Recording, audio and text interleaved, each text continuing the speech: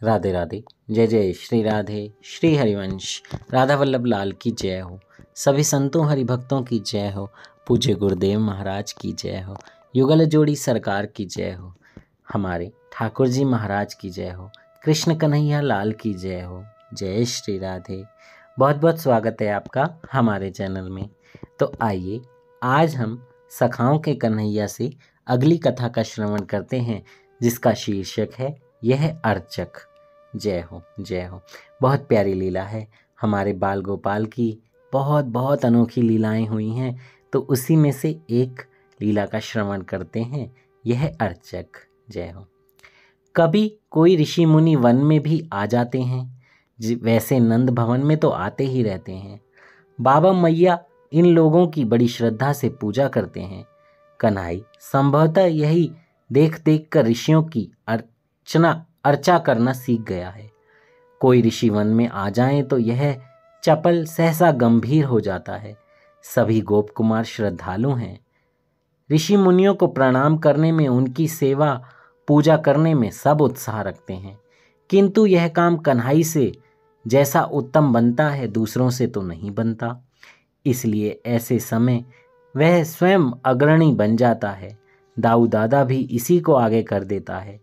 केवल मधुमंगल मौजी है, वह ब्राह्मण कुमार है और उसे जाने कितने मंत्र और स्त्रोत आते हैं।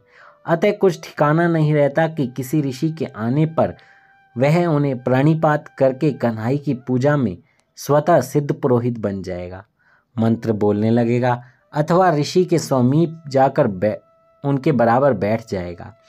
वह तो अनेक बार बड़े पंडितों के समान आने वालों से शास्त्रार्थ करने लगता है। तब वह क्या कहता है, भोले गोप कुमार कैसे समझें।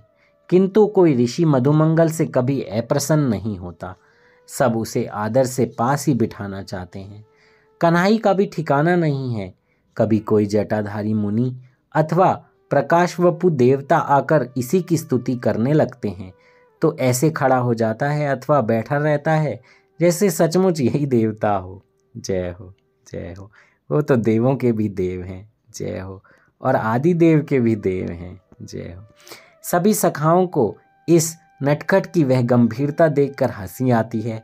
अतः ऐसे समय में वह दूर ही हटे रहते हैं, क्योंकि देवता या मुनियों के समान सामने हंसना तो उचित नहीं, और कन्हई गंभीर बनकर बैठें तो हंसी रोकी कैसे जाए। जय हो जय हो। नटखट कन्हैया को गंभीर देखेंगे तो हंसी तो निकल ही जाएगी। जय हो। बेचारा देवता या मुनि हाथ जोड़कर स्तुति करता है, बार बार दंडवत करता है भूमि में पड़कर, इसके पैरों पर पुष्पांजलि अर्पित करता है, और यह ऐसे गुमसुम बैठा रहता है जैसे बोलना ही ना आता हो।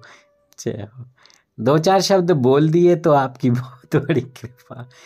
जय हो। दो चार शब्द बोल दिए तो आपकी बहुत बड़ी कृपा। कभी कभी तो आने वाला स्तुति दंडवत करके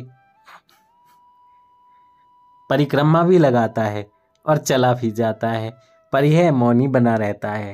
जय हो जय हो। कितने प्यारे हैं हमारे कन्हैया। जय हो। कभी किसी मुनि के आने पर खेल खेल कर दौड़ता है भद्र, शीघ्र थोड़े पुष्पला, विशाल मधुर फलला, देव कमल पत्र के पुटक में यमुना जलला, एक साथ सखाओं को ढेर सारी वस्तुएं लाने को कह देगा। अब आने वाले मुनि को चाहे जितनी हिचक हो, कन्हई अपनी हट छोड़ने वाला नहीं है। यह तो छोटे बालक भी जानते हैं। आज एक मुनि आ गए वन में, उज्ज्वल गौरवर्ण, वली पलित, कृशकाय, श्वेत श्रमशु, पिंगल जटाभार, बड़े बड़े भव्य नेत्रों के ऊपर श्वेत भ्रूमंडल बहुत अच्छा लगता था। इन तेजोमय को देखते ही कन्हई ने खेल छोड़ा और सखाओं को झटपट पूजा सामग्री ले आने को कहता दौड़ा। मुनि के सम्मुख पृथ्वी में सीधा पेट के बल लेटकर दोनों कर आगे फैलाकर लेट गया यमुना पुलिन पर। जय हो। कृष्णचंद्र उठा फिर और घुटनों के बल बैठ फिर भूमि में मस्तक रखा। भूमि मुनि तो ठिठके खड़े रह गए, ऐसे हो गए जैसे मूर्ति हों।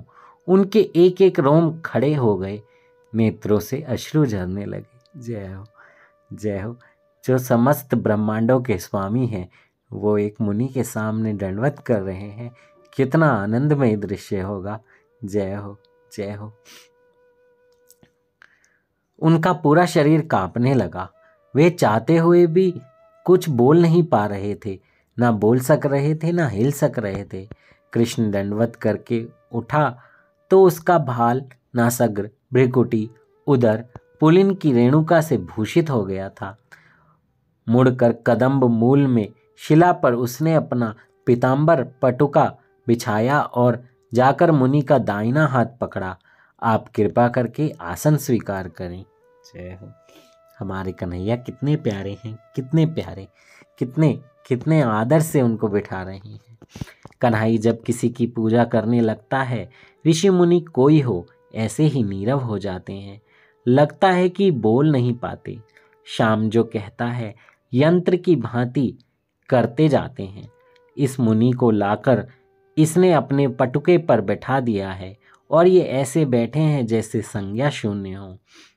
यहाँ वन में ना स्वर्ण पात्र है, ना सुगंधित धूप है, ना दीपक है, ना मधुर पकावन है। गोप कुमारों के छीकों में कुछ है भी तो वह भी किसी ऋषि मुनि को भोग लगाने योग्य नहीं है। ना हो भव्य स्वर्ण थाल और भवन जैसी सामग्री, कमल पत्र पुटक में चरण धोए ही जा सकते हैं। मलयज केशर युक्त ना सही वन धातुएं हैं, पुष्प हैं, मधुर फल हैं और मधुमंगल जी मंत्र पाठ करने लगे हैं। ऐसी अर्चा सुरों को भी कभी सुलभ होगी क्या। यहाँ यह कन्हई अर्चक बन गया और इसके करों की अर्चना यह अर्चक। जय हो, जय हो। जब हमारे कन्हई ही अर्चना करने लगें, अर्चक बन जाएं, तो फिर किसी चीज़ की क्या ज़रूरत है। क्या सोने के थाल, क्या भोग, कुछ नहीं।